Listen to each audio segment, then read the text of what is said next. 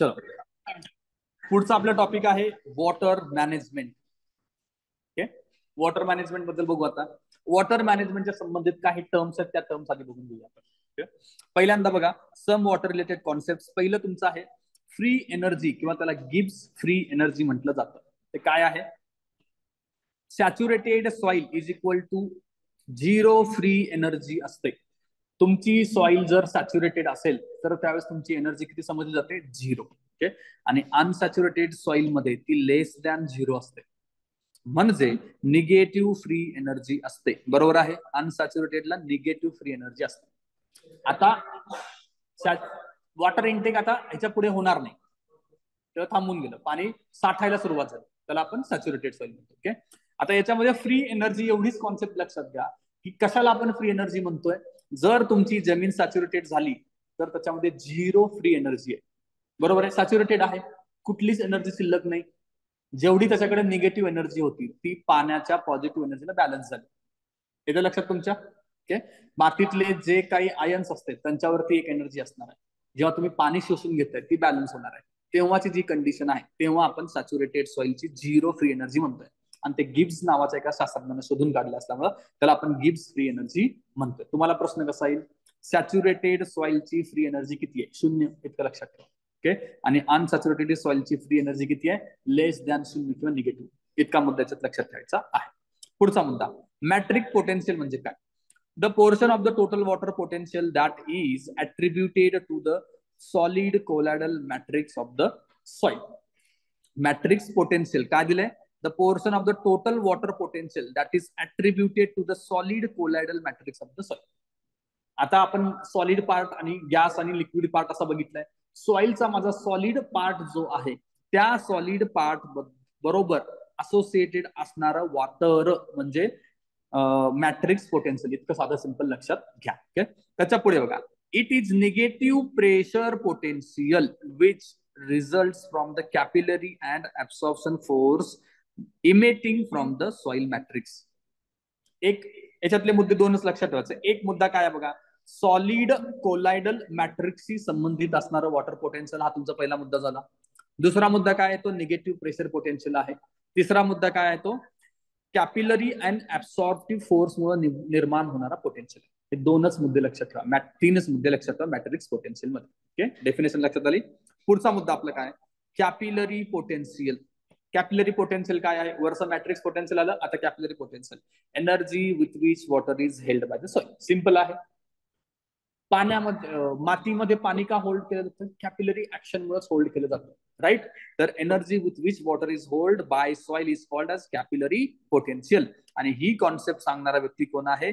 Buckingham. एक लक्षात ठेवा, बकिंगहॅमचे एक नाव आहे. Okay, capillary potential. त्याच्या पुढचं आहे तुमचं ग्रॅव्हिटेशनल पोटेन्शियल. आता हे 3 पोटेन्शियल आहेत, तुम्हाला जोडा लावायला येऊ शकतात. ओके, ग्रॅव्हिटेशनल पोटेन्शियल काय? Due to the gravitational field depends upon the elevation. Gravitation किती आहे त्याच्यावरनं आहे, म्हणजेच काय? एलिव्हेशन वरनं आहे. जमिनीचा उतार जास्त असेल तर तिथे ग्रॅव्हिटेशनल पोटेन्शियल कमी असेल, राईट आहे? आणि प्लेन जमीन असेल तर ग्रॅव्हिटेशनल पोटेन्शियल जास्त असणार आहे, ऑफकोर्स असणार आहे ते, करेक्ट? हे तिन्ही मुद्दे लक्षात ठेवा, मॅट्रिक्स पोटेन्शियल, कॅपिलरी पोटेन्शियल आणि ग्रॅव्हिटेशनल पोटेन्शियल. आता खालच्या बाजूला बघा, सिपेज, पर्कोलेशन, इनफिल्ट्रेशन, ब्लिचिंग, असे 4 टर्म्स आहेत. 4 टर्म्स तुम्हाला जोडा लावायला येऊ शकतात. सिपेज काय आहे? Horizontal flow of the water in the channel. तुम्ही झरा, आपण एक प्रकार म्हणतो ना, विहीर खोदत असताना आपल्याला झरे मिळतात अचानकच. ते झरे काय आहेत? सिपेज आहेत ना. जमिनीत खाली गेलेलं जे पाणी आहे त्याला कुठेतरी एक हार्ड पॅन सापडतो, त्याच्या खाली तो पर्क्युलेट होऊ शकत नाही, मग तो काय होतो? आडवा फ्लो व्हायला सुरुवात होतो. ओके, ते ते म्हणजे सिपेज. सिपेज लक्षात ठेवा, हॉरिझॉन्टल फ्लो, ग्राउंडच्या खालचा. ओके, वरचा रन ऑफ झाला, रन ऑफला पॅरलल खालून चालला, त्याला आपण म्हणायचं seepage. Okay, water loss from the irrigation channel or canal is mainly due to the seepage. Water loss from the irrigation channel, irrigation channels मध्ये याच्यामुळेच लॉस होतो, आपण अभ्यासलेला आहे, राईट? एक दुसरा मुद्दा तुम्हाला लक्षात ठेवायचा आहे. पर्कोलेशन बघा, पर्कोलेशन काय आहे? Vertical movement of the water in the soil. Vertical movement आहे, मगाची हॉरिझॉन्टल आणि हे व्हर्टिकल आहे, त्याला पर्कोलेशन म्हणायचं. ओके, डाऊनवर्ड मुवमेंट आहे आणि occurs in the saturated soil मध्ये हे होणार आहे. सॅच्युरेटेड होईपर्यंत होईल. ओके, तिसरा मुद्दा आहे आपला इनफिल्ट्रेशन. इनफिल्ट्रेशन मध्ये काय आहे? Downward movement of the water from the upper layer of the soil. आता बघा, डाउनवर्ड म्हणा किंवा व्हर्टिकल म्हणा, दोन्ही मुवमेंट सेमच आहेत.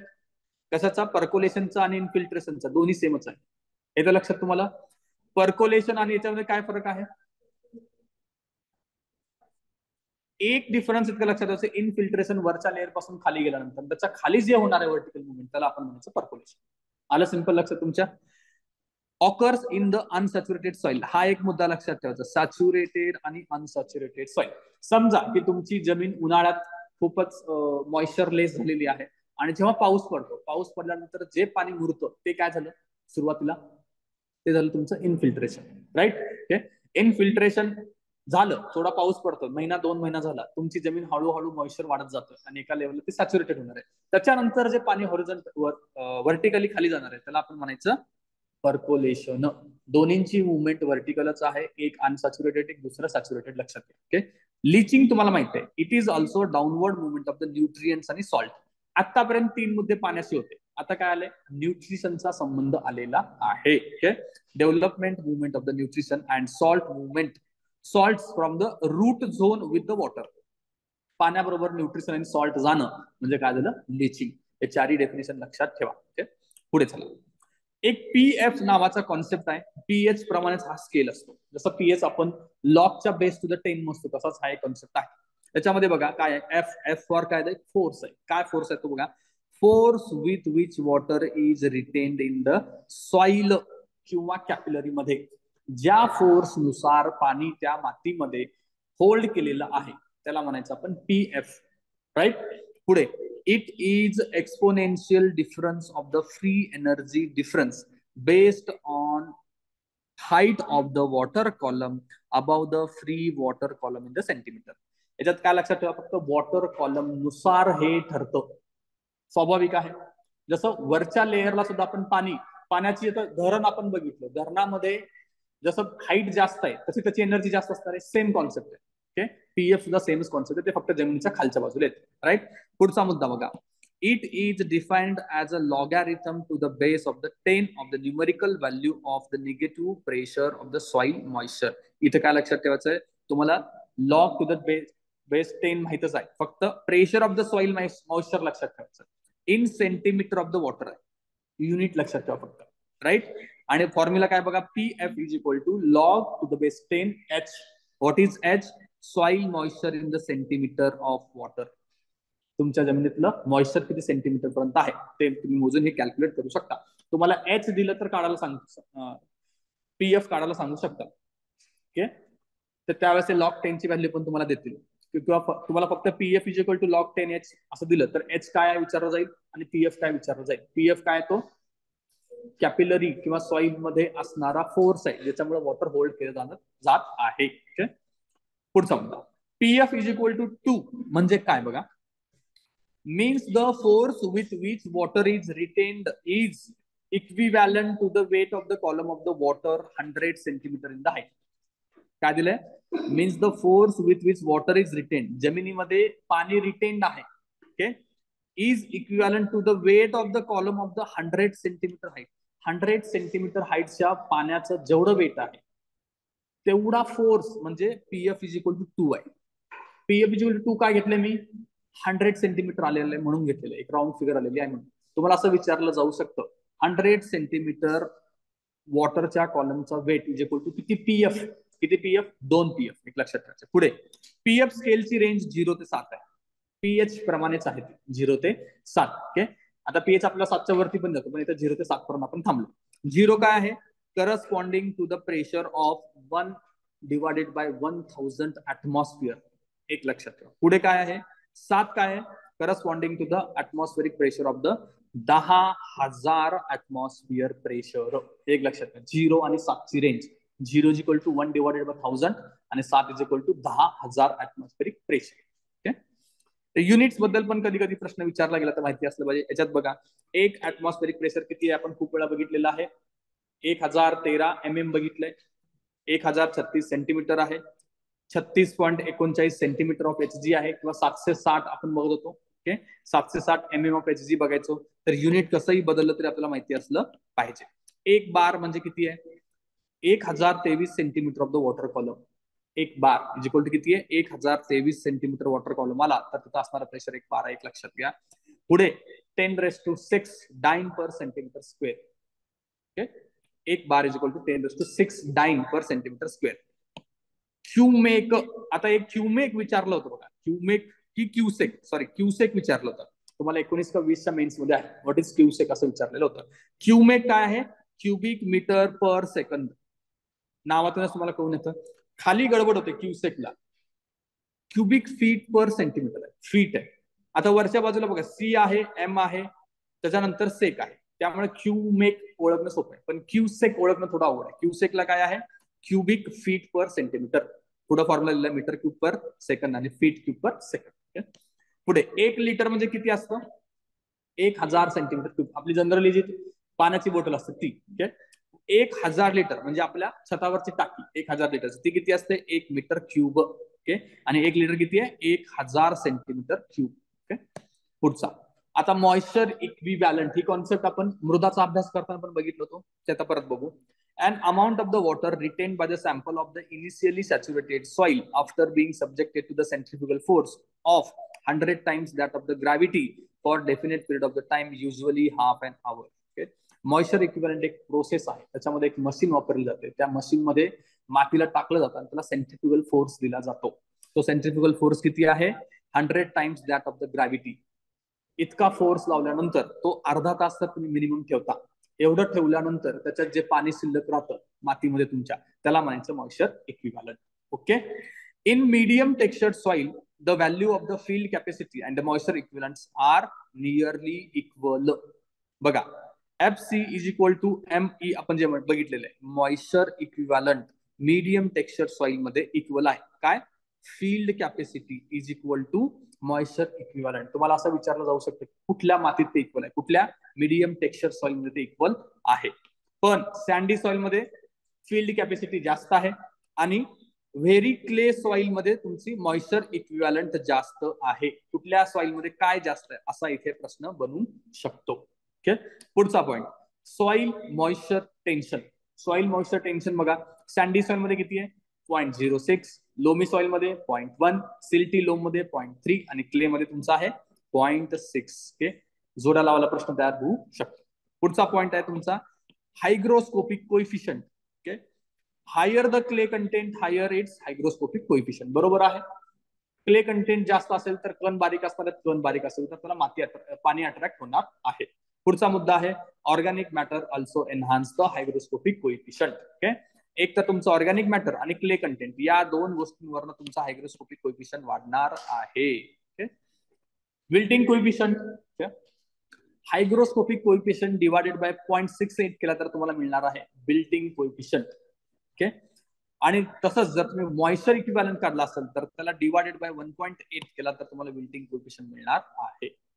विल्टिंग कोइफिशियंटचं खाली बघा काय दिलंय percentage of the moisture in the root zone at the permanent wilting point. Simple आहे मृदाचा अभ्यास करताना आपण बघितलंय जेव्हा वनस्पती विल्ट व्हायला तयार होतात पानं वळायला सुरुवात होतात त्यावेळेस जे मॉइश्चर आहे मातीतलं त्याला आपण काय म्हणतो विल्टिंग कोइफिशियंट. ओके यालाच CMP म्हटलं जातं. CMP काय आहे क्रिटिकल मॉइश्चर पॉइंट. बरोबर आहे. याच्यानंतर वनस्पतीचं नुकसान होणार आहे जी की परमनंट डॅमेज असेल त्यामुळे त्याला आपण क्रिटिकल मॉइश्चर पॉइंट असं म्हणतो. पुढचा आपला पॉइंट आहे percentage volume of moisture content. Okay percentage weight of the moisture content into BD याचा फॉर्म्युला. Volume of the moisture content is काय weight of the moisture content into BD. Let the BD of the soil bulk density is equal to 1.6 gram per centimeter cube. Moisture content on the dry weight basis is equal to 20% दिलेलं आहे. एक तुम्हाला BD 1.6 दिला असेल तर moisture content विचारलं तर तुम्हाला 20 सांगता आलं पाहिजे. त्याच्यानुसार खाली काय दिलं बघा व्हॉल्यूमचं फॉर्म्युला आहे 20 × 1.6 तो किती येतोय 32. फक्त फॉर्म्युला ठेवायचा आहे बाकी काही नाही. तुम्हाला फॉर्म्युलावरती बेस प्रश्न कमी असतात जर आलाच तरी हे माहिती असलं पाहिजे. तुम्हाला तरी समजा की BD दिलेलं आहे आणि वेट दिलेला आहे तर volume of the moisture content काढला पाहिजे. फक्त दोघांचा गुणाकारच करायचा विशेष याच्यात काही नाही. ओके आता वॉटरच्या संबंधित काही लॉज आहेत त्याच्यावरती एक दोनदा प्रश्न येऊन गेलेला आहे.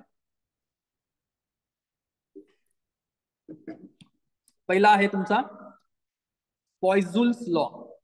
प्रोनाउन्सिएशन आय डोंट नो, तुम्ही करा तसं काय पाहिजे ते. Express the flow of water. Law काय सांगतो?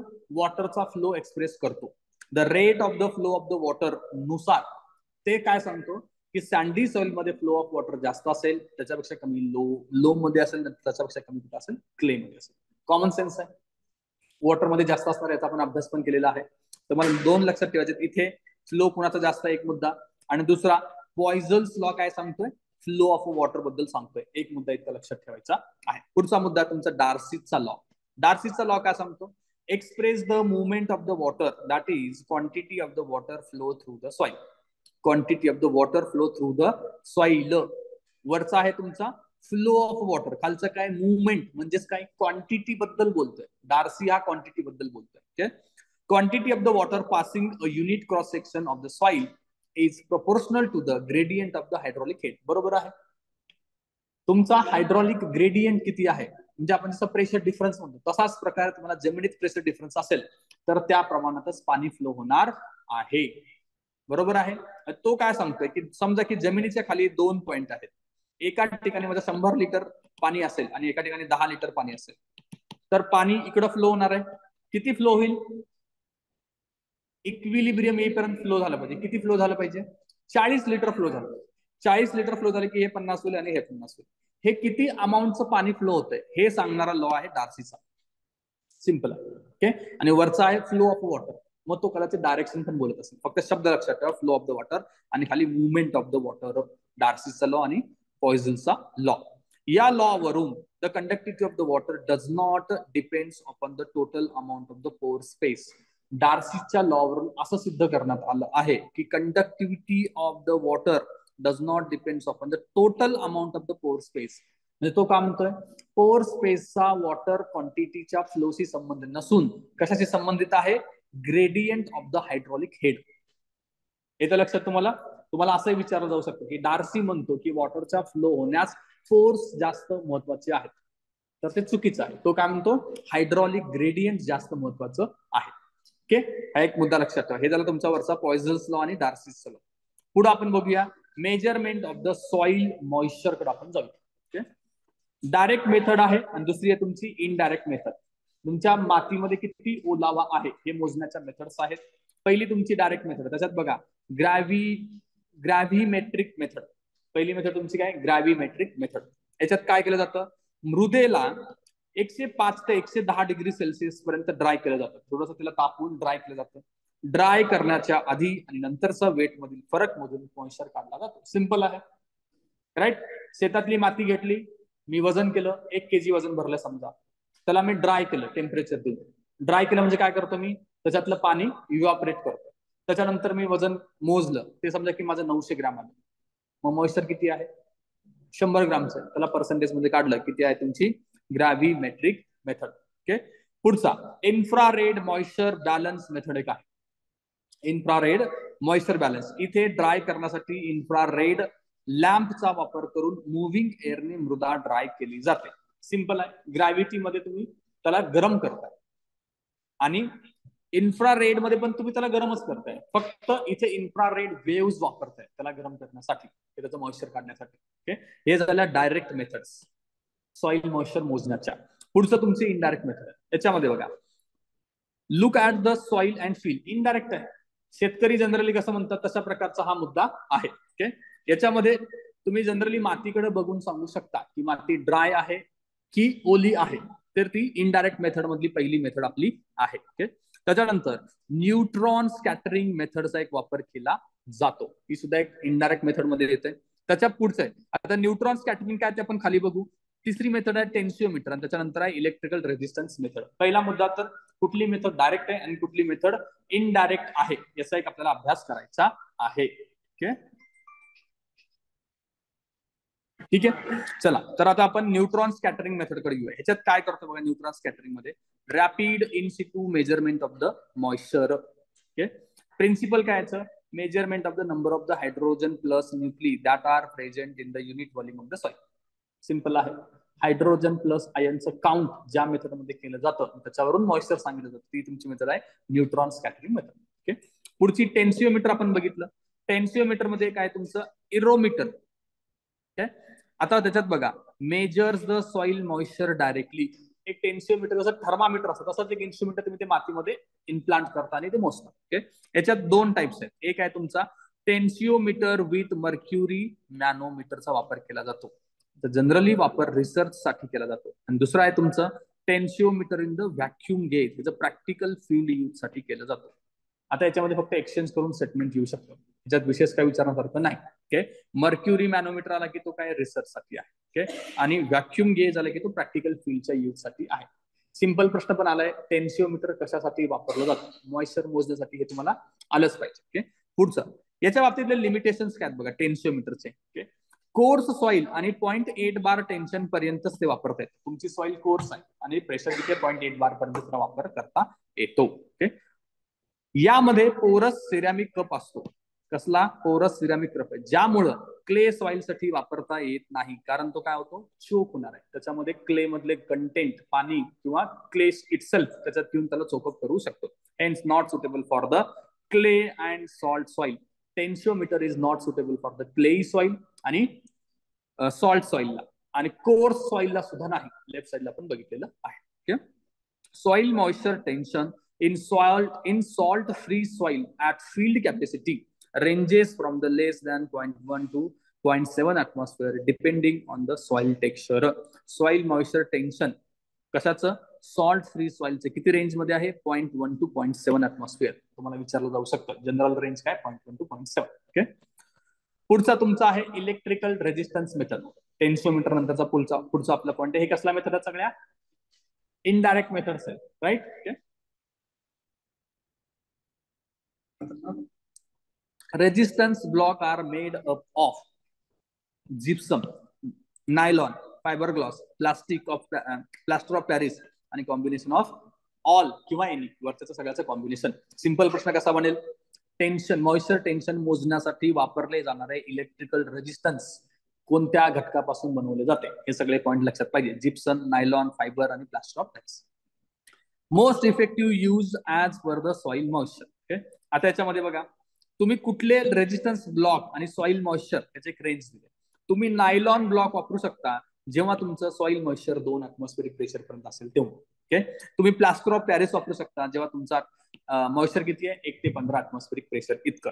तुम्ही फायबर ग्लास वापरू शकता जेव्हा entire range of available water, म्हणजे तुम्हाला कुठल्याही रेंज साठी फायबर ग्लास वापरला जाऊ शकतो. ओके, तर हे रेंज माहिती पाहिजे. 2 atmospheric पर्यंत नायलॉन आहे, 1 ते 15 पर्यंत प्लास्टर ऑफ पॅरिस आहे, आणि एनी रेंजला काय आहे? फायबर ग्लास आहे. Nylon and fibre glass blocks are more sensitive in higher range of the soil moisture. Okay, nylon आणि फायबरचे combination provides sensitive in the both dry and wet. Saline soil साठी gypsum block वापरले जातात, इतर block काम करत नाहीत. Simple प्रश्न म्हणू शकतो, कुठल्या प्रकारचे रेजिस्टन्स ब्लॉक सॅलिन सॉइल साठी वापरले जातात? तर कुठला आहे तो? जिप्सम ब्लॉकचा आहे. इलेक्ट्रिकल रेजिस्टन्स मीटरला बायन-कोज मॉइश्चर मीटर सुद्धा म्हणतात. ओके, इलेक्ट्रिकल रेजिस्टन्स मीटरला काय ते एका सायंटिस्टचं नाव असेल? बायन-कोज मॉइश्चर मीटर हे म्हणतात. कारण बायन-कोज आणि मिक यांनी सर्वप्रथम जिप्सम आणि पीओपी ब्लॉक बनवले होते. या दोघांचे नाव लक्षात ठेवा, बायोकोज आणि मिक. Okay, principle on Wheatstone bridge principle. आता व्हीटस्टोन ब्रिज प्रिन्सिपल एक इलेक्ट्रिकल किंवा इलेक्ट्रॉनिक मध्ये अभ्यास केला जातो. ओके, त्याच्याबद्दलचे कॉन्सेप्ट इथे त्यांनी वापरले, इतकं फक्त लक्षात ठेवा. पुढचा resistance block like tensiometer can be used. Resistance block कधी?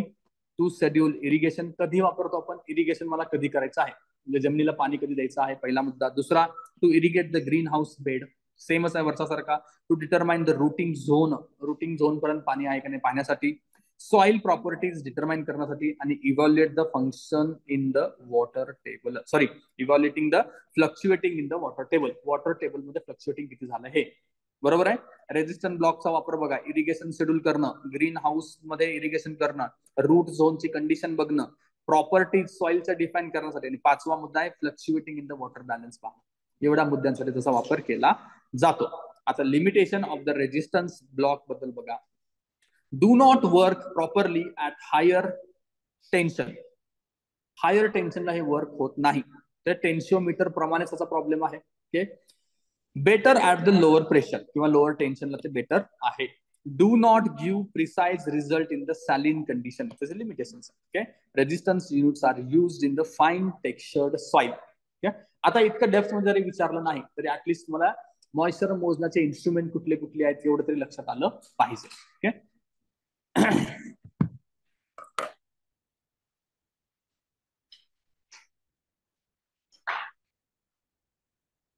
आता इरिगेशन तुम्हाला माहिती आहे, शेतामध्ये पाणी द्यायच्या पद्धतीला आपण सिंपल इरिगेशन म्हणतो. त्याच्यात कुठल्या कुठल्या मेथड असतात? पहिला आहे तुमचं सरफेस इरिगेशन, दुसरं तुमचं आहे सब सरफेस इरिगेशन, तिसरं तुमचं आहे स्प्रिंकलर इरिगेशन, चौथा आहे तुमचं ड्रीप ट्रिकल इरिगेशन आणि पाचवा आहे तुमचं मायक्रो इरिगेशन. या सगळ्याचा वन बाय वन आपण अभ्यास करूया. एक बघा, पहिला आहे तुमचं सरफेस इरिगेशन. सरफेस इरिगेशन मध्ये हे सगळे पॉइंट्स आहेत. पहिला तुमचं आहे flooding, check basin, ring basin, border strip method, furrow methods आणि सर्ज इरिगेशन आणि सगळ्यात सातवा आहे कॅब्लिगेशन मेथड्स. या ज्या काही नोट्स काढलेत ना आपण अरुण तात्यांमधून काढलेले आहेत, तिथे इमेज नाही आहे. आता आपण जे एक्सप्लेन करू त्यात तुमच्या लक्षात आलं की कशा प्रकारचं ते इरिगेशन आहे तर ठीक आहे. नाही आलं तर तुम्ही स्टेट बोर्डाची पुस्तकं बघायची, त्याच्यामध्ये तुम्हाला इमेज दिलेत, इमेजवरून तुमच्या लक्षात येईल की कशा प्रकारची मेथड. ओके, पहिला आहे flooding method, exclusively use for the low land rice. Flooding method काय? इन जनरली तुम्ही ग्रामीण भागामध्ये पण बघितलं असेल, गव्हाच्या पिकांसाठी जर तुम्हाला पाणी द्यायचं असेल तर काय करतात, तुमचा एक असा प्लॉट असतो, त्या प्लॉटमध्ये मी गहू पेरलेले समजा, त्याला एक डोर असतो, एक दरवाजा असतो, तेवढा उघडला तर ते पूर्ण फ्लड होईपर्यंत सोडून द्यायचं. सगळ्यात सिंपल मेथड आहे फ्लडिंगची. काही काही शेतकरी ते पाण्यात सोडतात आणि मग तास 2 तास निवांत फिरून पण बघू शकतात. ती फ्लडिंग मेथड आहे आणि ती घातक मेथड आहे, आपल्या सगळ्यांना माहिती आहे. सिंपल फ्लडिंग मेथड झाली. पुढची आहे तुमची check basin method, suitable for the close growing crop. Check basin, त्याच्या बेसिनला चेक्स असतात, त्याला तुम्ही त्या फ्लोला अडथळे निर्माण करताय, चेक्स तयार करताय, त्याला सिंपली आपण चेक बेसिन मेथड असं म्हणतोय. ओके, हे जनरली पालेभाज्यांच्या केसमध्ये वापरलं जातं, कारण पालेभाज्याला तुम्ही फ्लडिंग देऊन चालणार नाही. फ्लडेड वॉटर असेल तर पालेभाज्यांचं नुकसान जास्त असतं. ओके, त्या ठिकाणी चेक बेसिनचा वापर इथे होतोय. हे एकदम चांगल्या पद्धतीने इमेज सकट तुम्हाला स्टेट बोर्डामध्ये दिलेलं आहे. नवीन मध्ये नसेल तर तुम्ही जुन्या बघा. ओके, दोन्ही वाचा बरं का, जुनं आणि नवीन दोन्ही सुद्धा स्टेट बोर्डाची पुस्तकं वाचा. 4-4, 5-5 युनिट पर पुस्तक आहे, काही जास्त लोड नाही. ओके, पुढचं बघा, रिंग बेसिन फ्रूट क्रॉप साठी. आता नावातच रिंग बेसिन आहे, सिंपल आहे. तुम्ही पपईची झाडं वर कधी बघितली असतील का? त्याच्या ठिकाणी किंवा याची झाडं केळींची बागा बघितली असेल, त्या ठिकाणी एक असा माझा झाड असेल इथे समजा, की त्या झाडेच्या भोवती एक राऊंड असतो असा. ओके, आणि माझा फ्लो ऑफ वॉटर असा असेल तर इथेच एवढा एक गेट असतो, तिथून आतमध्ये पाणी येतं भरतं. सिंपल, नावातूनच कळतं रिंग बेसिन मेथड. इथं तुम्हाला मला असं वाटत नाही की तुम्हाला अर्थ विचारतील, तुम्हाला मेथड कुठं वापरलेलं हे विचारलं. ओके, रिंग बेसिन फ्रूट साठी, एवढं लक्षात ठेवायचं. ओके, आणि चेक बेसिन कुणासाठी आहे? क्लोज ग्रोविंग क्रॉप साठी. ओके, त्याच्यानंतर पुढचं, आणि फ्लडिंग कुठे आहे? लो लँड राईस साठी. त्याचा पुढचा मुद्दा बॉर्डर स्ट्रीप मेथड. ही suitable for the close growing crop. Once again कसं चेक बेसिन मेथड सारखं एक आहे. पुढे medium to heavy texture soil असेल तर, but not suitable for the sandy soil, हे त्याला तुमचं बॉर्डर स्ट्रीप मेथड साठीचे. याच्यामध्ये स्ट्रिप्स असतात, जसं आपण मगाशी अभ्यासताना स्ट्रिप्स बघितला होता, ऍग्रिकल्चरल आणि मेकॅनिकल मेजर्स आपण बघितलं, त्याच्यामध्ये स्ट्रिप्स कुठं होतं? ऍग्रिकल्चरल मेजर्स मध्ये होतं. तसं लांब लचक स्ट्रिप्स असतात, तर ती तुमची आधी बॉर्डर स्ट्रिप्स मेथड वाली, त्याच्या बॉर्डर्स थोडासा कमी हाईट वाले असतात. ओके, त्याच्यानंतर फरो मेथड एकदम कॉमन मेथड आहे. जनरली शेती ऊसांची पिकं अशा पद्धतीने आपण लावतो, माहितीये. ओके, फरो मध्ये काय असतं? एक रीज असतो, एक खाली नंतर खड्डा किंवा त्याला क्रेस्ट म्हणा, पुन्हा एक रीज असतो. ही मेथड तुमची फरो मेथडची आहे, सगळ्यात फेमस मेथड आहे. याच्यामध्ये कुठलं पीक घेतो आपण? Tomato, potato, brinjal, cotton, sugar, हे सगळी तुम्ही घेताय फरो मेथड मध्ये. आता ह्याच्यामध्ये असंच एक्झॅक्टली असेल असं काही नाही, वरच्या एका मेथडनं सुद्धा ही पिकं घेतली जाऊ शकतात. ओके, आता याच्यामध्ये 2 कॉन्सेप्ट आहेत बघा, एक आहे तुमचं कोरुगेशन आणि दुसरा आहे तुमचा शॉर्ट फरो. कोरुगेशन म्हणजे काय? स्मॉल अँड शालो फरो असेल तर त्याला म्हणायचं कोरुगेशन. तुमच्या फरो एकदम शालो आहेत आणि शॉर्ट आहे, स्मॉल आहे. हे कशासाठी वापरतो आपण? व्हीट आणि ग्राउंड नट्सचा वापर कोरुगेशनच्या फरो मेथड मध्ये केला जातो. आणि पुढचा तुमचा आहे शॉर्ट फरो. कशाला म्हणतो? ज्यांची लेंथ कमी असते त्याला शॉर्ट फरो म्हणतो. आता जनरली तुम्ही ऊसांसाठी बघत असाल तर ते लॉंग फरो असतं. ओके, तर शॉर्ट फरो त्याचा नेमकं उलट असतं, म्हणजे त्यांचं लेंथ कमी असते. शॉर्ट फरो लेंथ कमी आहे, आणि हे कुठं वापरतो आपण? किचन गार्डनिंग साठी जनरली वापरलं जातं. राईट. तर फरो मेथडचे दोन्ही लक्षात ठेवा, कोरुगेशन आणि short furrow.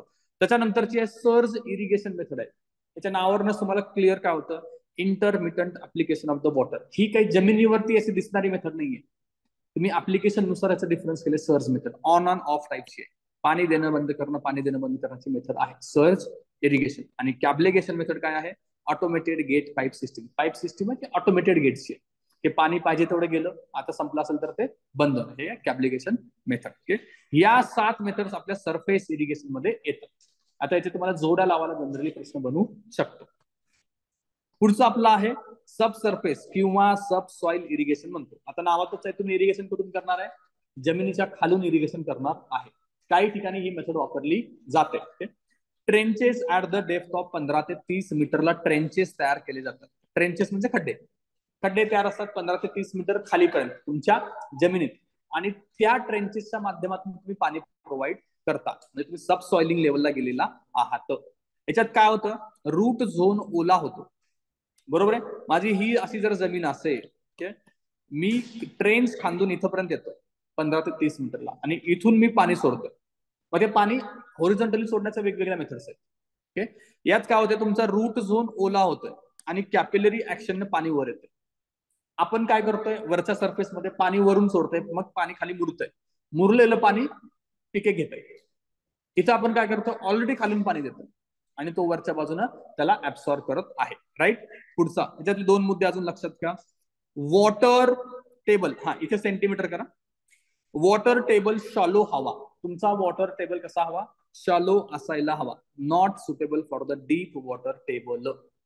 Shallow water table असेल तर ते उपयोगी पडतं. दुसरं, पर्क्युलेशन लॉस जास्त असतात. त्याचा एक ड्रॉबॅक आहे. तुम्ही ऑलरेडी खालून पाणी सोडताय तर त्याचा अजून लॉस होण्याची शक्यता पर्क्युलेशन जास्त आहे. ही झाली तुमची सब सरफेस किंवा सब सॉइल इरिगेशन. त्याच्या पुढचं महत्वाचं आहे स्प्रिंकलर इरिगेशन मेथड. पिकानुसार 25 ते 50% पाण्याची बचत होते. आता स्प्रिंकलर आणि ड्रिप तुम्हाला सांगायची गरज नाही, तुम्ही ते लक्षात आणू शकता. स्प्रिंकलर मध्ये काय करतो आपण? जनरली बागांमध्ये जे बघतो आपण, सिटीमध्ये पण तुम्हाला गार्डन मध्ये दिसते, स्प्रिंकलर इरिगेशन आहे. याच्यामध्ये तुम्हाला 25 ते 50% पाण्याची बचत आहे. एक मुद्दा लक्षात ठेवा. पुढचा मुद्दा, 10 ते 16% जमिनीची बचत होते. का बचत होते जमिनीची बचत तुमच्या? कारण तुम्हाला फरो, रीज याची गरज लागत नाही. इतर पाण्याच्या मेथडमध्ये, इरिगेशनच्या मेथडमध्ये तुम्हाला फरो, रीज किंवा वॉटेवर तुम्हाला तयार करावं लागतं, ते इथं गरज नाही. त्यामुळे तुमची जमीन वाचते. म्हणजे पिकासाठी अजून एवढी जमीन अवेलेबल झाली 10 ते 16%. पुढचा मुद्दा, irrigable land is increase by the 1.5 to 2 times. तुमची इरिगेबल लँड वाढते. किती? 1.5 ते 2 पटीनं. जसं वरचं एक कारण आहे जमिनीची बचत, तसंच खालचा मुद्दा आहे, इरिगेबल लँड तुमचा 1.5 ते 2 पटीनं वाढत आहे. हे 3 मुद्दे स्प्रिंकलरचे लक्षात ठेवायचे आहे. आता इन जनरली स्प्रिंकलर बद्दलचे युनिट्स बघा काय काय. रेट ऑफ द डिलिव्हरी किती असते? 1000 लिटर पेक्षा जास्त पर अवर. स्प्रिंकलर एका तासामध्ये 1000 लिटर स्प्रिंकल करतात. आणि त्याचं प्रेशर किती असतं? मोर दॅन 2.5 बार. आणि थ्रो ऑफ वॉटर कुठेपर्यंत जातो? 10 मीटर पर्यंतच्याही पलीकडे जाऊ शकतो थ्रो ऑफ वॉटर. हे सगळे त्याचे पॉईंट अवरेज वाले आहेत. पुढचा बघा, युनिफॉर्म वॉटर ऍप्लिकेशन होतं. याच्या थ्रू युनिफॉर्म वॉटर ऍप्लिकेशन होता. हा एक मुद्दा लक्षात घ्यायचा. जनरली आपल्याला वाटत नाही, असं वाटतं की ज्या ठिकाणी ते स्प्रिंकलर पडतात तिथं जास्त होतं, बट ते रोटेशन होत असतं ना, त्यामुळे युनिफॉर्म होत असतं. पुढे, no risk of run off erosion. Run off erosion कधी होईल? जेव्हा जास्त पाणी देचाल तेव्हा. स्प्रिंकलर मध्ये आवश्यक एवढंच पाणी आपण देत असतो.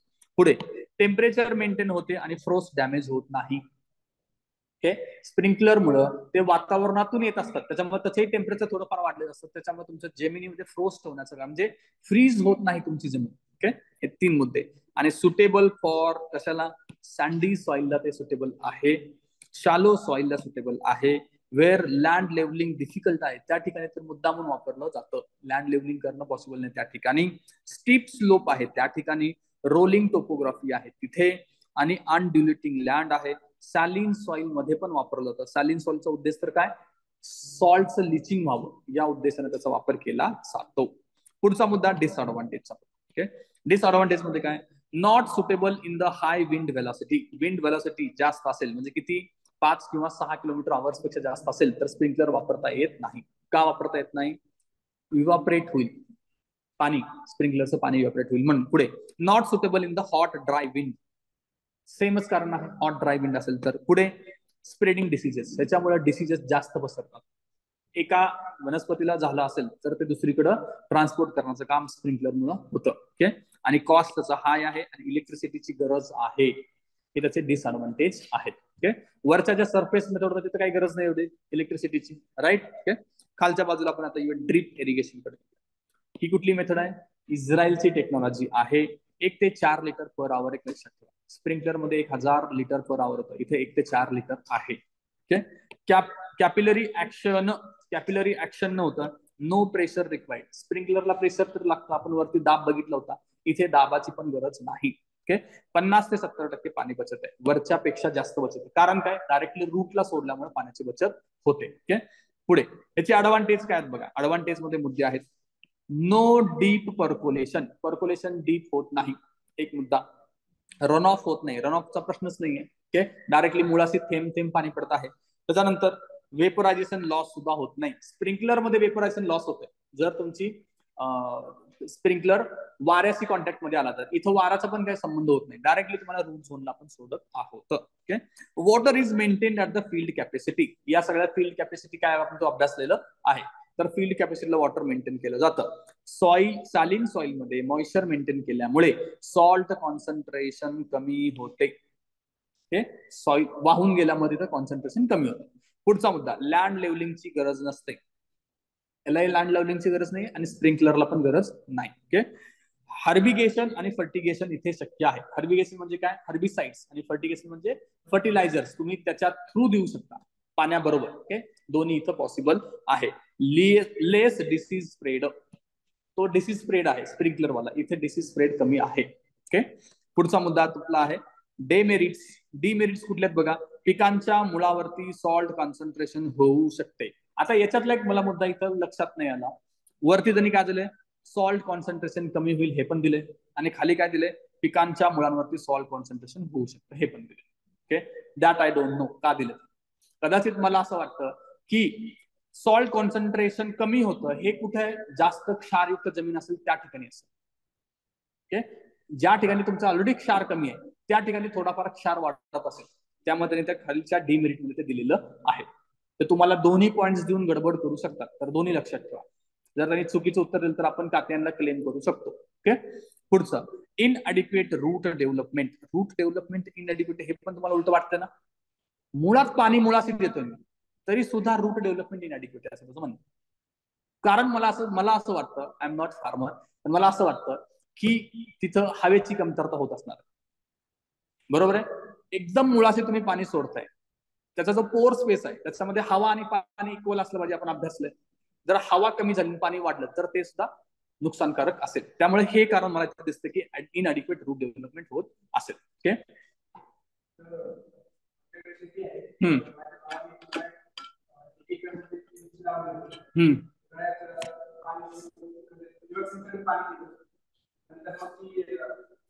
असू शकतो. चला, पुढचा मुद्दा युजफुल बघा. कुठे? वाईडली स्पेस्ड क्रॉप मध्ये याचा वापर जास्त केला जातो. ऑर्चार्ड ट्री साठी म्हणजे फळांच्या झाडांच्या वाढीसाठी, आणि व्हेजिटेबल साठी सुद्धा वापर केला जातो. व्हेजिटेबल आपल्याला वाटत नाही जनरली. ओके, कारण व्हेजिटेबल कसे असतात? क्लोज क्रॉप आहेत ना. आणि वरचा मुद्दा काय? वाईडली स्पेस क्रॉप, इथे गडबड होऊ शकते, त्याच्यामुळे ते लक्षात घ्या. ओके, पुढे एक टायफून ड्रिप इरिगेशनची मेथड आहे. म्हणजे काय एवढं विचार देईल, टायफून मेथड कशाशी संबंधित आहे तर कशाशी? शुगर केनसी, एवढंच लक्षात ठेवा, बाकी काहीच करू नका. ओके, ही सुद्धा इस्रायल टेक्निक आहे आणि याच्याने सुद्धा 50% पाण्याची बचत होते. म्हणजे ड्रीप इरिगेशन स्प्रिंकलर पेक्षा जास्त पाण्याची बचत होते. ओके ओके, आता मायक्रो इरिगेशन मेथड आपण बघूया. मायक्रो इरिगेशन मेथडचे कॅरेक्टरिस्टिक, कशाला तुम्ही मायक्रो इरिगेशन म्हणणार आहात.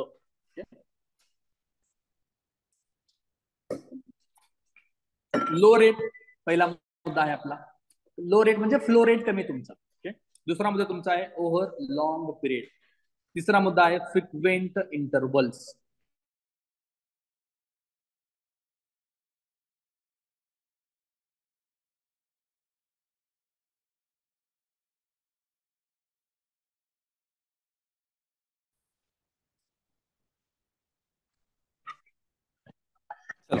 तर कॅरेक्टरिस्टिक काय आहेत मायक्रो इरिगेशनचे आपण बघितलं, परत एकदा बघूया. एक लो रेट आहे, ओव्हर लॉंग पिरियड आहे, फ्रिक्वेंट इंटरव्हल्स असतात, ऍट रूट झोन आहे आणि लो प्रेशर डिलिव्हरी आहे. Okay, what are the characteristic of the micro irrigation? Simple दिले जाईल आणि खाली हे सगळे पॉईंट्स दिले जातील, तर सगळे पॉईंट लक्षात ठेवायचे आहेत. आता त्याचे प्रकार बघू. ड्रीप इरिगेशन आहे मायक्रो इरिगेशनचा प्रकार, वरती आपण बघितलं. ओके, पुढचा आता याच्यामध्ये मायक्रो जेट इरिगेशन नावाचा एक प्रकार आहे. मायक्रो जेट इरिगेशन, जेट जसं स्प्रिंकलर आहे, that is also part of jet. Okay, याचं प्रेशर आहे 1 बार, डिस्टन्स आहे 1 ते 4 मीटरचा आणि डिस्चार्ज आहे त्याचा 5 ते 160 लिटरचा. हे वरचे इतका फॅक्च्युअल डेटा लक्षात नाही राहिलं तरी हरकत नाही. इतकं फॅक्च्युअल डेटा आजपर्यंत कधी त्यांनी विचारलेलं नाही. एकदम सगळ्यात शेवटी ठेवा. सगळं झालंय, आता काय करायचं तर मग तेव्हा. ओके, तुम्हाला असं वाटत असेल की आता माझा अभ्यास झाला, आता काय करू, लईच वेळ आहे, तर तेव्हा मग अशा गोष्टीच्या नादी लागा. ओके, पुढचा micro sprinkler suitable for the forest tree. एवढं लक्षात ठेवायचं, micro sprinkler is suitable for the forest tree साठी. त्याचा प्रेशर वगैरे पुन्हा त्याच्याकडे जास्त लक्ष देऊ नका. ओके, त्याचा पुढची मेथड आहे बबलर इरिगेशन. बबलर इरिगेशन तुम्ही खूप वेळा बघितलेलं असेल. ओके, याच्यात काय असतं, एक व्हर्टिकल पाईप असतात आणि त्या व्हर्टिकल पाईपला होल्स असतात. ओके, ही तुमची अशी जर एक पाईप असेल तर त्याला असे मध्ये मध्ये होल असतात. ओके, तर त्या होल मधून पाणी खाली येत असतं. ओके, त्याला bubbler irrigation. Most of time तुम्ही जर आपल्या काही लोकांनी घरातच जर काही शेती केली असेल किंवा झाडं लावली असतील तर त्या ठिकाणी ते तुम्हाला अनुभवायला मिळतं. तुमच्या टेरेसवरती किंवा लॉबीमध्ये वगैरे अशा गोष्टी करतात बबलर इरिगेशनच्या बाबतीमध्ये. आणि हे सुटेबल कुणाला आहे? मँगोज आणि कोकोनट साठी सुटेबल आहे. लक्षात ठेवा, बबलर कुणाला सुटेबल आहे? एक. मायक्रो स्प्रिंकलर कुणाला सुटेबल आहे? 2. हे 2 गोष्टी. मायक्रो स्प्रिंकलर कुणाला होता? फॉरेस्टला. आणि बबलर कुणाला आहे? मँगोज आणि कोकोनटला. राईट. आता बबलर सिंपल लक्षात येतं तुम्हाला. बबलर मध्ये काय असणार आहे? बबल तयार होतील ना, आणि पिकअप पण तसेच बबल सारखेच बघा. मँगो कोकोनट दोन्ही सारखे बबल सारखेच आहेत. ओके, लक्षात ठेवा, तुम्हाला सेट नुसार सोपं आहे. त्याचा पुढचा पॉईंट आहे पडिंग नावाचे कॉन्सेप्ट आहे. ते काय फक्त लक्षात ठेवा, इरिगेशन बिफोर सोविंग. ओके, तुम्हाला पेरणी करायच्या आधी जे तुम्ही पाणी देता त्याला म्हणायचं पडिंग. ओके, आता हे आपल्या इरिगेशनच्या मेथड झाली, जिथं पाणी लागतं तिथं देणं. आता जिथं पाणी जास्त झाले त्या ठिकाणी पाणी काढण्याची एक मेथड असणार, त्याला आपण म्हणतो ड्रेनेज. ड्रेनेज अभ्यास. ड्रेनेज मध्ये बघा, सरफेस ड्रेनेज हा एक मुद्दा आहे. Okay, drainage of the flat area. Flat एरियामध्ये तुम्ही ड्रेनेज कसं करणार आहे, ज्याचा स्लोप 2% पेक्षा कमी आहे, त्याला आपण म्हणतो फ्लॅट एरिया. यामध्ये तुमची पहिली मेथड आहे स्मूथनिंग, ग्रेडिंग आणि फार्मिंग. सिंपल आहे, तुमच्या जमिनीला तुम्ही प्लेन करायचंय, स्मूथ करायचंय. ग्रेडिंग म्हणजे काय, त्याला एका लेवलला आणायचं. ओके, किंवा तुम्हाला हवा तसा उतार देणं सुद्धा. हे झालं तुमचा ड्रेनेज ऑफ द फ्लॅट एरियातला पहिला पॉईंट. दुसरा तुमचा फिल्ड ट्रेन डिचेस. डिचेस म्हणजे काय? खड्डे. तुम्ही उताराला अनुसरून काय खड्डे खांदू शकता, त्याच्यातून एक्स्ट्रा पाणी वाहून बाहेर जाऊ शकतं. त्याच्यामध्ये बघा, बेडिंग सिस्टीम आहे, पॅरलल फील्ड ड्रेच आहे, पॅरलल ओपन डिचेस आहे आणि बीबीएफ अशा मेथड्स आहेत. ओके, या फील्ड डिचेस मध्ये बीबीएफ सुद्धा येतं, एवढं लक्षात ठेवा. पहिला तुमचा आहे बेडिंग सिस्टीम मध्ये. याच्यात काय? Small dead furrow parallel to the slope. तुमच्या स्लोपला पॅरलल तुम्ही डेड फरो तयार करता, ज्याच्यातून त्याला चॅनल निर्माण करून देता पाणी व्हायला. Okay, that is bedding system. पुढचं आहे तुमचं पॅरलल फील्ड डिचेस. ओके, याच्यामध्ये suitable for the both irrigation आणि रेनफेड. इरिगेटेड लँडला आणि रेनफेड लँडला सुद्धा हे सुटेबल आहे. Parallel field ditches. फील्डला पॅरलल प्रमाणे किंवा उताराला पॅरलल तुम्ही खड्डे खांदता, त्या खड्ड्यातलं पाणी तुमचं बाहेर जातं. डिच म्हणजे खड्डा, इतकं सिंपल. पुढचं आहे पॅरलल ओपन डिचेस. हे काय आहेत? थोडेसे डेप मध्ये आहेत. हे वरचे डिचेस असतात, हे थोडेसे डेप मध्ये गेला की तुम्ही काय म्हणता त्याला? Open ditches. Okay, also called as the diversion ditches. त्यांना डायव्हर्जन डिचेस सुद्धा म्हणतो. म्हणजे काय? पाण्याचा फ्लो डायव्हर्स करतात म्हणून. ओके, सरफेस तसेच सब सरफेस ड्रेनेज साठी याचा वापर केला जातो. सिंपल प्रश्न बनू शकतो. सरफेस तसेच सब सरफेस ड्रेनेज साठी कुठली मेथड वापरली जाते? That is parallel open ditch method. Okay, शेवटची आहे ब्रॉड बेड फरो. आता ब्रॉड बेड फरो इरिगेशनची पण मेथड आहे आणि ड्रेनेजची पण मेथड. ओके, 0.5% स्लोप असेल त्या ठिकाणी ब्रॉड बेड फरोचा वापर केला जातो. Widely practice for the ground nuts in clay soil. Clay soil मध्ये ग्राउंड नट्स लावले असतील तर त्यावेळेस आपण बीबीएफचा वापर कशासाठी करतो? ड्रेनेज साठी करतो. ओके, तुम्हाला ऑप्शन मध्ये ड्रेनेज आणि इरिगेशन दोन्ही देतो. ओके, तर हा मुद्दा असेल क्ले सॉइल ग्राउंड नट, तर ते ड्रेनेजच आहे, इतकं लक्षात घ्यायचं आहे. पुढचा मुद्दा आहे तुमचा ड्रेनेज फॉर पॉन्डेड एरिया. सिंपल आहे. याच्यासाठी काय करता तुम्ही, अनेक डिच तयार करता आणि ते एकमेकांना कनेक्ट करून एक लाईन तयार करता पाणी बाहेर घेऊन द्यायची. हे पॉन्डेड एरियाला अनेक डिच आणि कनेक्टेड टू इच अदर. पुढचं आहे तुमचं ड्रेनेज फॉर स्लोपिंग एरिया. तुमचा स्लोप 2% पेक्षा जास्त असेल तेव्हा दोन मेथड आहे. एक आहे तुमचं इंटरसेप्शन सिस्टीम आणि दुसरी आहे cross slope ditch. Okay, interception म्हणजे काय, फ्लोला इंटरसेप्ट करणं आणि पाणी जमा करणं आणि तिथून ते पाणी बाहेर काढणं. दुसरी तुमची क्रॉस स्लोप मेथड बघा, खालच्या पद्धतीने असं तुम्ही डिच करता. म्हणजे फॉर एक्झाम्पल समजा की इथून पाणी येत असेल तर ते इथं जमा होणार आहे आणि तुम्ही कसंही बाहेर काढू शकता. तुम्ही खाली भूमीतून पाणी बाहेर काढू शकता किंवा इथून तुम्ही डायरेक्टली इथून पण बाहेर पाणी काढू शकता. जे अजून काय पाणी उरले ते पुढच्या याच्यामध्ये साठेल, त्याच्या पुढच्या याच्यात साठेल आणि तुम्ही असं करत ते बाहेर पाणी काढता. ओके, तर ड्रेनेज फॉर स्लोपिंग एरिया आलं तर हे दोन मेथड माहिती पाहिजेत. एक आहे इंटरसेप्शन, दुसरा आहे क्रॉस स्लोप डिचेस. ओके, आता हे झालं सरफेस साठी. आता सब सरफेस ड्रेनेज काय बघा. वरती आपण सगळे वरच्या सरफेस वरून बोललो होतो. आता याचा पर्पज काय आहे, lower the ground water. Ground water, तुमचा वॉटर टेबल जास्त असेल तर त्याला कमी करण्यासाठी सब सरफेस ड्रेनेजचा वापर केला जातो. पहिला आहे तुमचं टिल ड्रेन. म्हणजे काय, पाईप. टिल म्हणजे पाईप. पाईपच्या साह्याने तुम्ही पाणी बाहेर काढता. खालच्या बाजूला तुम्ही पाईप ठेवलेले असतात त्याच्यातून पाणी बाहेर काढता. याचे प्रकार बघा, एक तुमचं नॅचरल आणि रॅन्डम मेथड आहे. तुम्ही नॅचरल फ्लो नुसार पाईप्स टाकून ते पाणी बाहेर काढता. एक दुसरं, तुमच्या पाईपची रचना जर हेरिंग बोन सारखी असेल तर त्याला सिंपल आपण हेरिंग बोन सिस्टीम म्हणतो.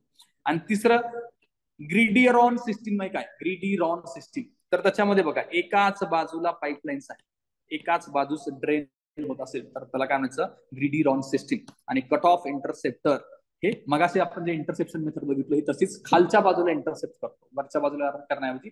इंटरसेप्शन म्हणजे काय, आडवं करणं, तिथं पाण्याचा फ्लो तिथं थांबवून त्याला आणि तिथून पाणी काढणं. ओके, आता पुढचं आहे मोल ड्रेनेज सिस्टीम. याच्यामध्ये काय, मोल प्रकारच्या फ्लॉग नुसार अंड्याच्या शेपचा एक मोल बनवला जातो. मातीपासूनच एक अंड्याचा आकाराचा असा गोल बनवला जातो. ओके, जो की पोरस असतो. ओके, जो जमिनीत पुरला जातो. ज्या ठिकाणी मला ड्रेनेज करायचं त्या ठिकाणी मी त्याला पुरतो. मोठाचा मोठा साईजचा असतो तो. ओके, त्याला जमिनीत पुरलं जातं आणि त्याच्यातून पर्क्युलेशन होतं. कारण तो जो मोल असतो, मोल म्हणजे साधं सिंपल लक्षात ठेवा की एक गोळा आहे कशाचा, मातीचा, ज्याला अंड्यासारखा शेप आणि तो खूप मोठा असतो. त्याला जमिनीखाली पुरलं जातं आणि त्याला पोर्स खूप असल्यामुळे पाणी त्याच्यात ऍब्झॉर्ब केलं जातं. ओके, ती आपली आहे मोल ड्रेनेज सिस्टीम. तुम्हाला विचारलं जाईल what is the mole drainage system, तर तुम्हाला सांगता आलं पाहिजे it is the sub surface drainage system. एवढं लक्षात आलं पाहिजे, बाकी काही नाही. आणि कुठल्या मेथडवरती तो करतो पाणी, पर्क्युलेशनच्या आधारावरती पाणी बाहेर काढतो. ओके, पुढचं व्हर्टिकल ड्रेनेज. सिंपल ड्रेनेज आहे, विहिरी खोदून पाणी काढणं. Vertical drainage. ओके, तुम्ही खड्डे खांदता, विहिरी म्हणजे एकदम आपली मोठी विहीर अशी नाही, छोटे मोठे खड्डे काढून त्यात तुम्ही पाणी बाहेर काढता. ती एक मेथड आहे. ओके, तर अशा प्रकारे आपण इथं इरिगेशन आणि ड्रेनेज दोन्ही सुद्धा मुद्दे पाहिलेले आहेत.